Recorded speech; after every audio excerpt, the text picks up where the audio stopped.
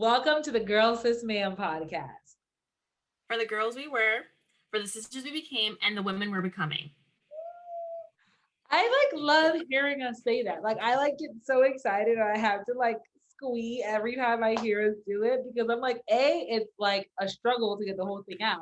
But B, I don't know about y'all. Let us know in the comments. But I feel like it's mad inspiring. I love to hear it. It is. It's cute. We did a great job. I honestly pat on the back for us. Pat self on back. I'm with it. Today looks a little bit different. If you're listening, it sounds the same, but if you're watching a video, if you're watching us on YouTube, it looks a little different today. We're not together, but that's okay. We're gonna keep the same energy. Facts. We are on Zoom today. Speaking of which, Lola, I feel like I have not seen you in a while, girl. What are you doing? How are you? Listen, I think the last time you saw me, I was having asthma attacks, and you gave me chocolate covered strawberries. So thank you for being such a good sister to me. My lungs are working, people. My lungs are a-okay. Amen. They're back at the full function capacity. It was rough for a whole hot minute. I was like, I can't breathe. I can't breathe. Girl, you know what's actually funny? Literally, everyone I know thus far is really struggling with their breathing problems, like asthma, people with allergies. I don't know if it's because we had the mask on for the full year, and then when we took it off, the pollen was like, "Hi-ya!" That's exactly it. Yeah, my pharmacist, when I went to pick up my medication, he was like, you need to understand you had a mask blocking the pollen and you were inside, and now you're throwing your breathing system to the wolves. Have at it. So it definitely is that. So I'm glad that's under control. People, take your allergy medicine, take your preventive asthma, take it easy, slowly take off your mask. Don't just go throw yourself out there maskless, but Girl, do you. for real, y'all, stay safe out there because the pollen is not playing this year. It's like y'all missed last year, so this year I'm gonna give y'all what y'all was really waiting on. Exactly. But stay safe outside. Stay safe outside and stay safe in the dating environment, which we're gonna be talking about today. Ooh, child. Okay, since you let us there, let's just get right into it, y'all. Today's topic is one that I have been dying to talk about. All right. And it's the hype of hypergamy. Let's talk about hypergamy, right? Lola, can you define what hypergamy is? I definitely can, but I want to ask you first because my thing is, I think there's an idea of what hypergamy is and what it's actually defined as. So I want to first ask you, if you could describe and define it, what would it be? And then we'll see if it adds up to what the definition is. So when I think of hypergamy, I just think of someone marrying up, right? Whether it's socially, financially, educationally. Usually those three things are preferred. Like the 3-in-1 is the jackpot, right? But it's essentially the inclination that someone has to marry up in order to better themselves, progress themselves, right? So when I think of hypergamy, I think of really nature taking its course, right? And correct me if I'm wrong, right? Well, it's my opinion, so I'm not. I mean, when I think of hypergamy, I think of just the natural progression of things, right? I think about how historically women have always been hypergamous. I consider myself a hypergamous. Now there's this bad rap, right? This bad connotation that comes with the term. But when I think of hypergamy, I think of someone looking for a protector, right? Someone who's going to financially secure you, someone who's going to physically secure you. I think of the women, back in the day who were cave people, and she was looking out to be with the chief. You know what I'm saying? She wasn't trying to be with little Bo Peep who couldn't wrestle a lamb down, who couldn't bring home the deer. You know what I'm saying? She's trying to have someone who will provide for her and protect her kids and establish that sense of security, right? And today that looks different. That means that we're looking for people who are more educated, people who are wealthier, who are in a different social class, who just move differently in life.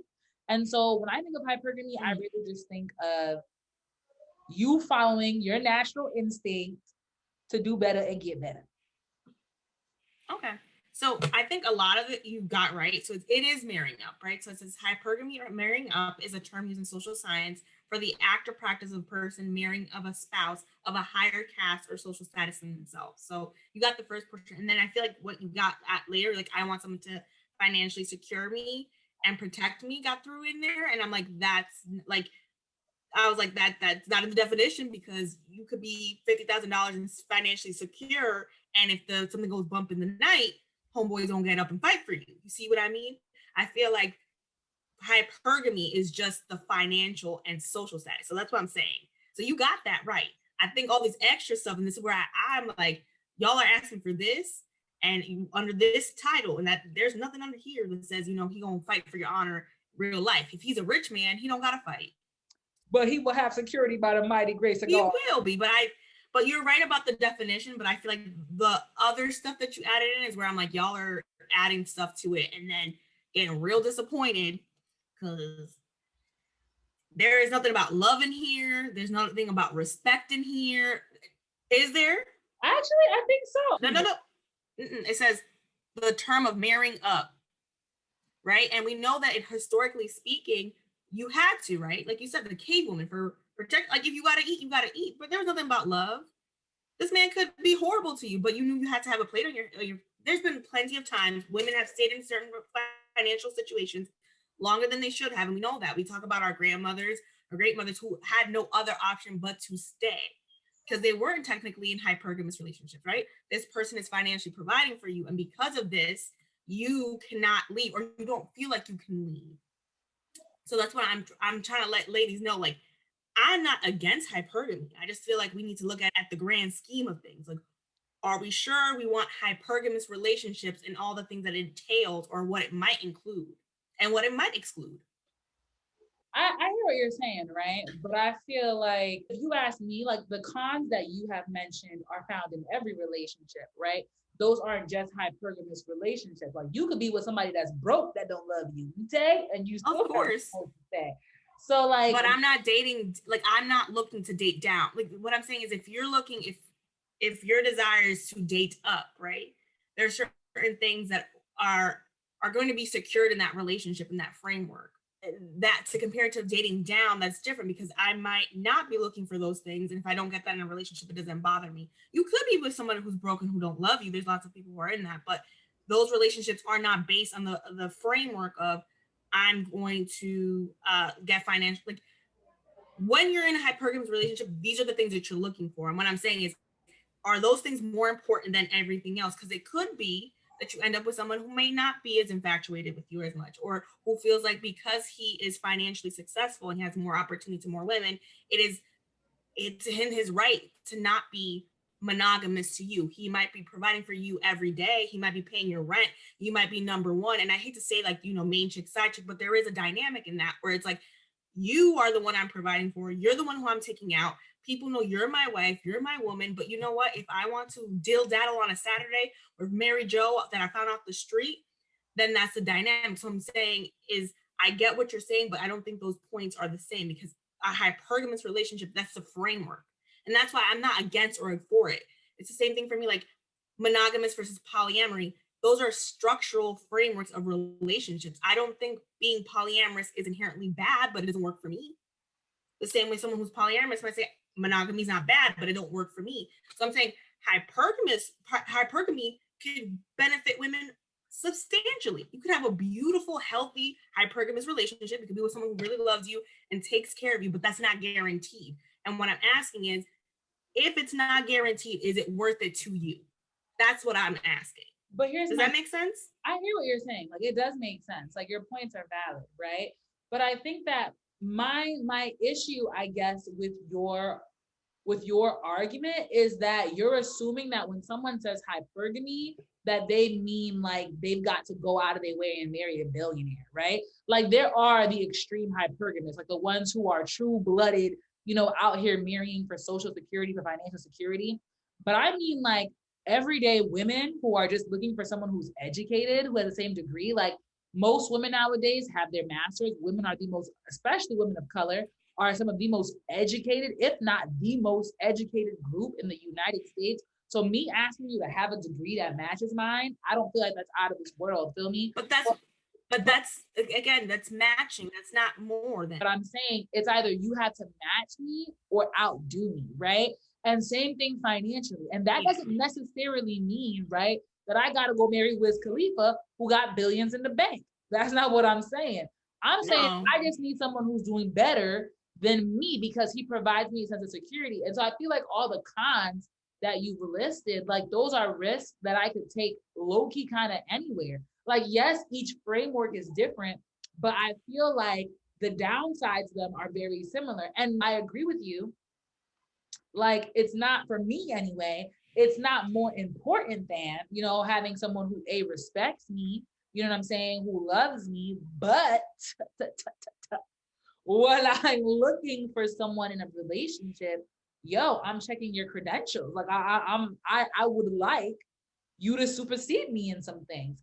And that's because, again, this is what I'm talking about. No, and you're right. It doesn't have a number. It doesn't have a number, because if you are a housewife, right, and you're married to, I don't know, like a firefighter, right, and the firefighter makes $65,000 before taxes, you're not making anything.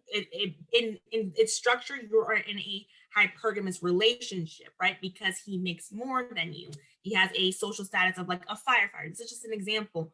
But what I'm saying is the power dynamic is still the same, right? Where, again, you could be in a situation that of a woman who, I don't know, was an Instagram model, married a billionaire, that, if he says, because I have this money, because I have this position in this relationship where I pull this weight, what does that mean to you? So you're right. I think you don't have to be married to a millionaire, but there is a structure to the like there are certain things you cannot ignore.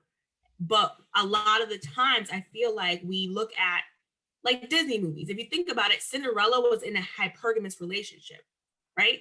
But it was the one that looked beautiful, right? Because he loved her. He took her out of this bad place. He swept her off her feet. There was no, I think that's what women want. They want someone who does better than them, but also is kind-hearted and is good and will take care of the love. And what I'm saying is that we live in the real world. There's lots of trash people. And a lot of the times we let these nice things like the materialistic and the social status sway us, and then we turned out he's not Prince Charming all the time. And then what does that mean?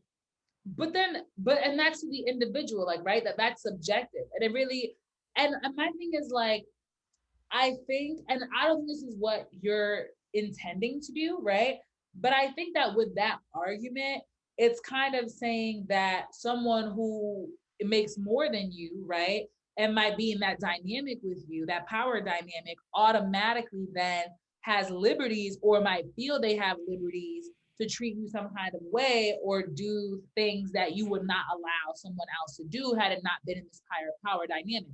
Essentially, like, if I'm just saying it, let's look at our parents. Let's be honest. Look at our parents. Look at our parents.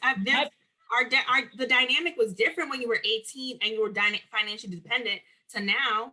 Like, we live with our parents, and the things that would have flied at 18 is not going to fly now, where they can't just come around. Like, there is a dynamic of when, right? So maybe this is my head. If you're in a hypergamous relationship, there will be a point in time where you might be financially dependent on this person. And what does that look like? Where I'm thinking about, let's say you want to make a purchase and it might be for the home. It's not like something for yourself. And this person goes, well, you know what? It's not right now in the budget. I don't feel like it's necessary.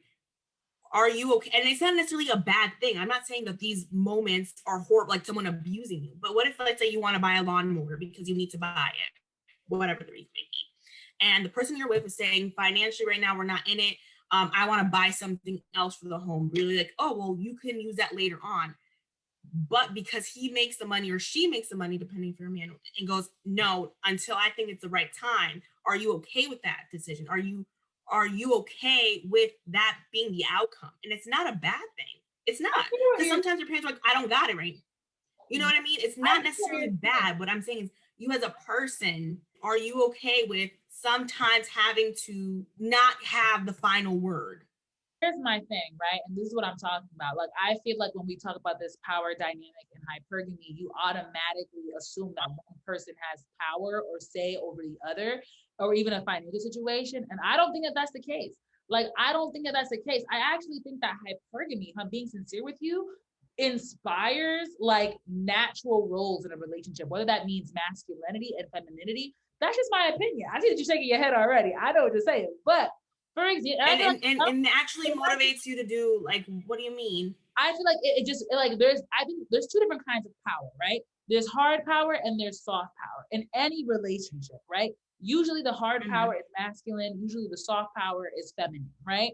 And it doesn't mean that just because someone, right, it may be the man in this case, because I'm a woman, right? So I would look for a man who's making more than me or at, matching or outdoing me in some space or another. I would look for that. But just because I have that does not necessarily mean that all other rules that apply to relationship, like compromise, like conversation, doesn't apply. Feel me? Like I still think, like, because my thing is look at our parents. Like, not let's look at our parents and us, but look at our parents. Like, I'm pretty sure a lot of us come from traditional households where maybe the man made more, right? But like my father would never tell my mom what she could and could not spend, right? There's still a household budget. There's still a family budget. We still got priorities. We still got things to do, right? And so obviously those needs first, and we can talk about that, right? We can be like, you know what, babe, I know you usually get your nails done every Friday, but you know what? The set ain't even crusty yet. Let the set sweat out for another 2 weeks or so, baby, because you know what? I'm gonna need an oil change in a week. That's fine. Like, we can still communicate. We can still have conversation. I don't think that the hypergamy part automatically equates to toxic masculinity or a communication balance. You see what I'm saying? No, I don't. But I feel like if this happens I feel like you might be the exception to the rule. But if you go online, there is a bunch of women who consider themselves hypergamous, and they're talking about numbers. They're like, I want a man who makes 6 figures, 100K, all these things. I want someone to fly me. I want to be flued out, right? They are looking, not you per se, and maybe not a good chunk of the hypergamous, but the people who are on the forefront are looking for luxury, who are looking for richness. And what I'm saying is to those people, what are you willing to give for richness? You could be Cinderella, get swept up your feet and find a good man who's in love and respect you. But what if you don't? Is that still something you're worth? So you're right. You could be in a hypergamous relationship. Like, let's bring it back to the firefighter and the housewife, right? He's not making buku money, but he might be like, hey, babe, this year I don't want to do a vacation because I think we can save up for buying a home next year. I would hope in that relationship, he's like, let's compromise. Is that okay with you? Let's do a day trip to New York or something. That'd be great. But there is a movement. There's a bunch of women who consider themselves hypergamous who want what's called a high value man. And I think we talked about Kevin Samuels. It's like they are the antithesis. Is that the right word? They are like the other side of the pendulum of Kevin Samuels. Like, you see these crazy men who are talking about like, oh, you are 5 or 6 at best, who are looking for these top like model women. The opposite is their women who are like, I want homie to make $500,000 and I don't want to work and I want to do all these things. And I'm asking them, well, what is the reality about that, right? Is if you marry rich or marry a rich man, there are other people who want him. That, like, are you willing to give up respect, love, affection, all these other things and compromise for the hope of being rich and marrying rich and having financial security? It might not be you. That's not what it doesn't sound like what you're looking for. You're not looking for a rich dude or a rich man or a wealthy man. If he falls into your lap, I don't think you'll say no. I won't.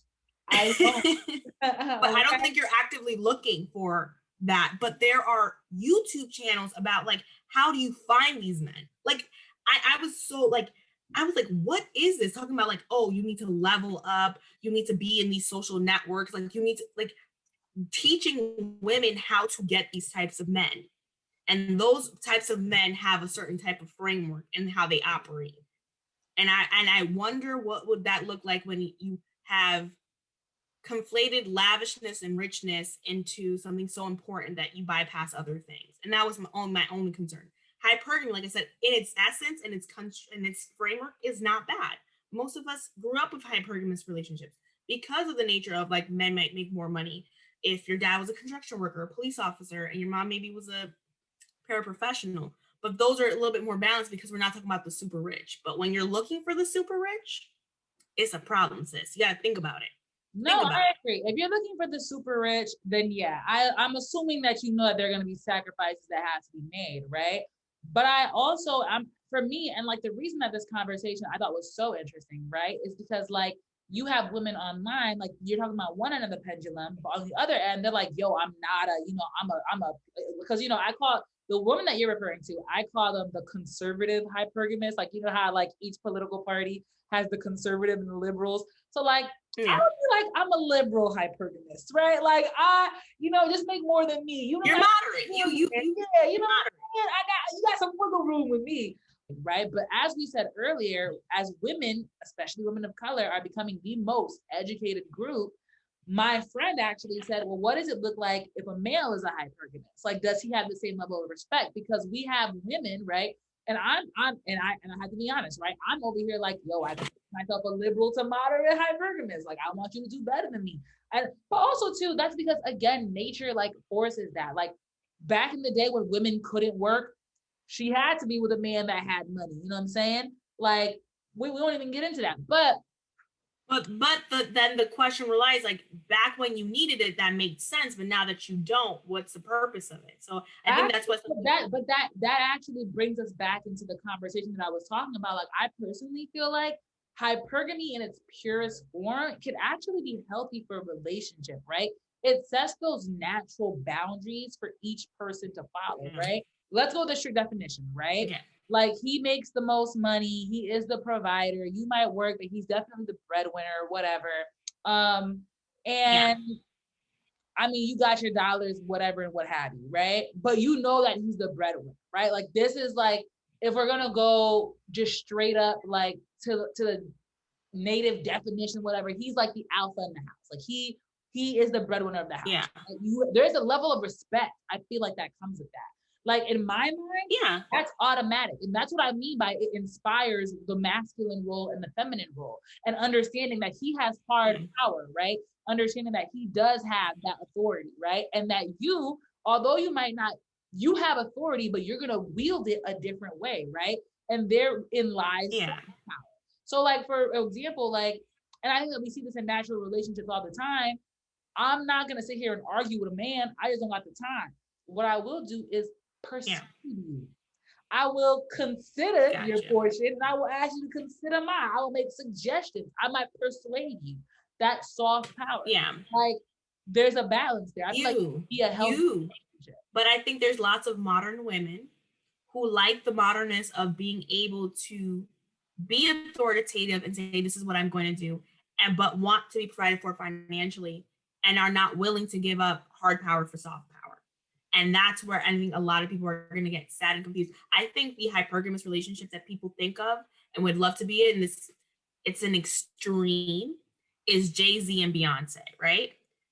Beyonce and Jay-Z are filthy rich, but Jay-Z's worth like $1.5 billion, according to Forbes, and Forbes is kind of stupid because they said Kylie Jenner was also a billionaire, but I believe him. I believe that he's a billionaire.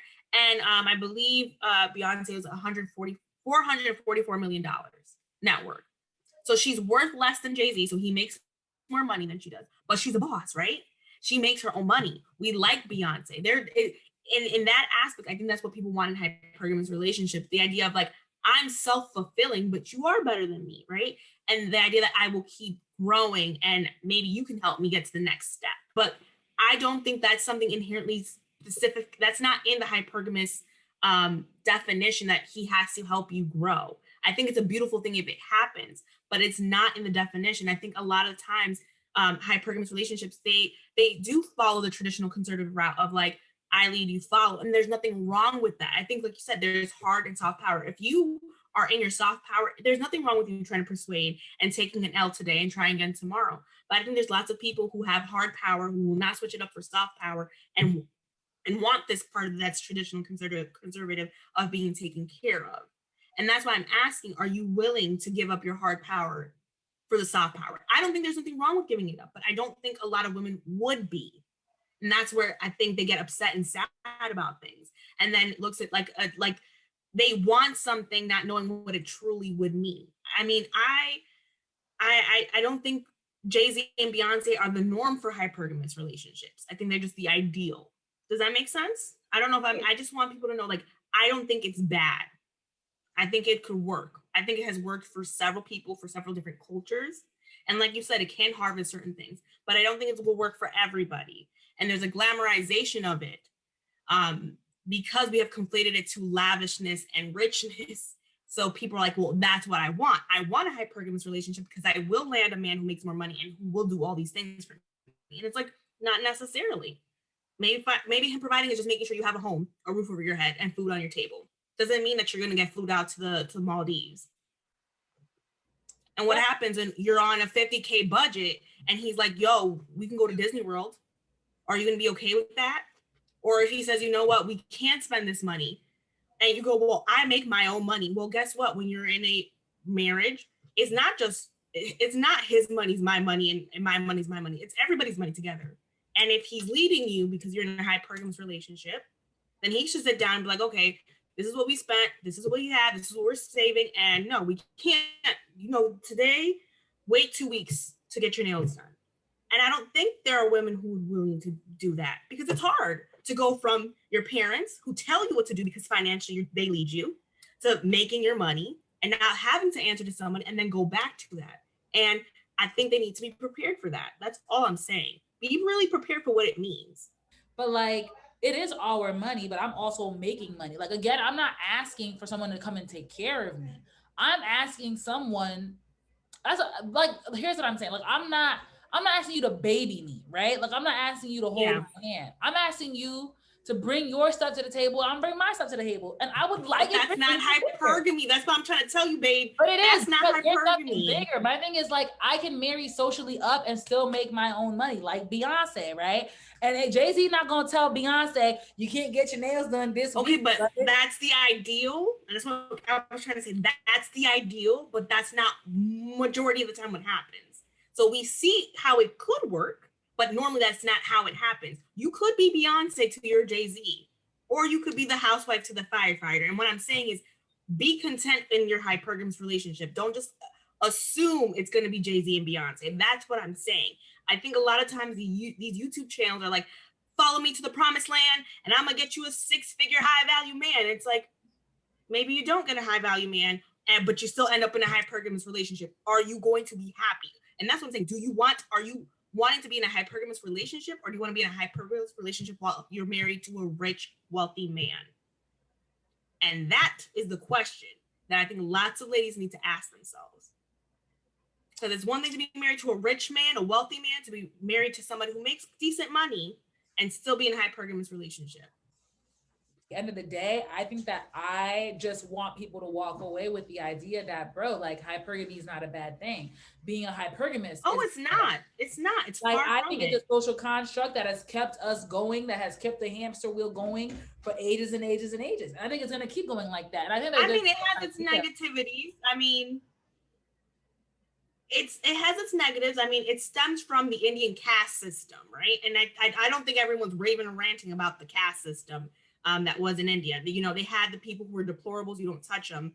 And that's how dowries came about, right? The idea of, well, I can't use my daughter to plow the fields. I don't make money off of my child. Let me marry her off. And maybe perhaps that will somehow make me financially bigger, or the idea that marrying up will help your financial prospects, right? So there are some negative connotations to it. There are positive. I just don't think it's a bad or a good thing. It just could work with certain people. And the people on YouTube are painting it a certain type of way. That's not necessarily the case or the majority experience. At social media in general, like, they're gonna sell you, like, it's like a car sale. It's like being on a car lot. They're like, this is amazing. This is amazing. Yes. Look at all these advantages. And no one tells you that they don't even take gas. You're going to need to sell your house just to afford the electric. Like, I mean, no, but I hear what you're saying. The positive. Like, I think you are what ideally we should strive for. I think you are what I like to strive for. That's what I'm saying. Like, I don't think it's a bad or a good thing. When it comes to hypergamy, I think it could work for lots of people. But I also have some reservation of saying marrying up, right? Because I think about this, right? I'm getting my master's. I'm middle class, lower middle class American. I do well for myself, but I'm not a rich woman. What if I marry somebody, you work with those people who do like the electricity poles, the energy poles, they're making $100K a year, right? Yeah. They're not educated the way I am. So are you okay with that? Because I feel like lots of people also will take hypergamy and go, well, educationally, he doesn't look, or like a plumber. Socially, that's not a career that I would find dignified for my husband. But when it comes to, and that's a common misconception, is that line workers, who are the men who work on the poles, fixing our electricity, plumbers, are, you know, that they're, because they're not dignified occupations, are not making bank. Yo, he's probably making more than your pappy. Like these people make bread, do not sleep. Like, what? They working for the state, they're working for private companies. Like, what? Those people are making bank. So you know what? If you are a plumber, if you are a line worker, third class and above, if you know who you are, you know who you are. Hit your girl up. Hit your girl up in the comments. I'll have a conversation with you too. And that allows me for physical security, because you know how much you got to carry on your back to be a line worker? My goodness. Yeah, I agree. And this is what I say, like, I think in my nature, I am technically a considered hypergamous woman, right? Because there are certain things that I look for in a man. So I might not say I want to marry socially up, but I want somebody who's responsible and is motivated to keep up with his work. So I feel like those are two things that naturally you're always going to have a job, or you're naturally going to do well for yourself, whatever tax bracket that falls into, right? So I think the things that I look for characteristically, I feel like eventually do reflect career wise.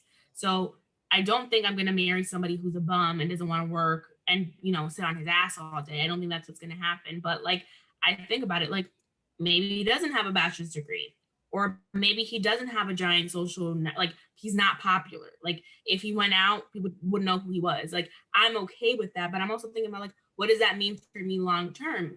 If I'm going to be in a hypergamous relationship where he is financially leading, then I mean, I'll tell you, ideally, like, I will be a part-time worker. I'm not going to be working 40 hours a week.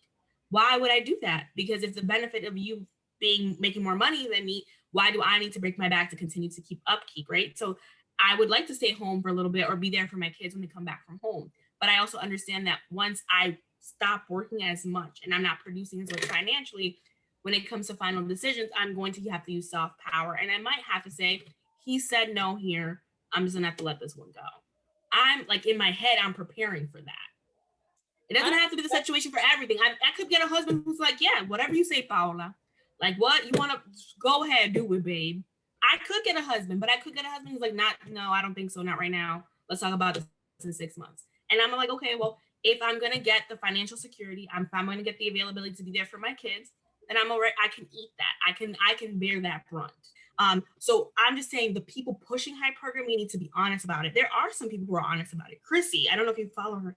She says it, like, listen, there is some negativity to it. Like, if you marry rich, there are certain duties expected of you. You might have to hold your tongue. You might have to turn the other cheek and look away. Are you ready for this? Finding a good person can happen outside of a hypergamous relationship or in one. We should all strive to find good people, but if you choose to have a hypergamous relationship, you have to think about, what does that mean for you? What are you willing to take, and what are you willing to give? And that's another thing I was going to mention. There is another Real Housewife. She was a cocktail waitress, married a man 32 years her senior, was good looking, and recently she filed a divorce. He got Alzheimer's. He got hit with all these lawsuits.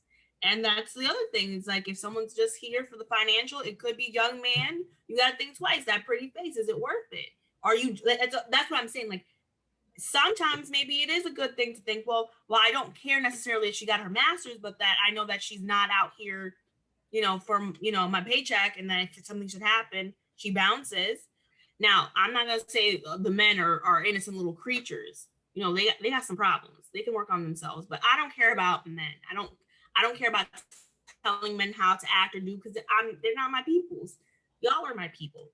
You ladies listening and are my people. I care about you, sweetheart, living a life that you're happy in and satisfied in, and not because you watch a YouTube video. I mean, they can listen. I mean, and you know what, dudes? I'm your advocate here, man. Like, get up here. No, for real. No, on a real note, I would love to hear the male perspective of this. But hopefully get the guys up here and we can talk a little bit more about that. I'm excited, y'all. We gotta pull some really good guys for this. You might have to, because I don't know any. I will look in my reserve of buddies. But all right, y'all. So that is our conversation about hypergamy. Let us know how you feel in the comments. You know, if you align with Lola, if you align with me, if you align with the both of us, Let us know, y'all. And of course, as always, click the like button, the subscribe, and please be sure to follow us on Instagram at the GSM Podcast. We will see you next time. Bye.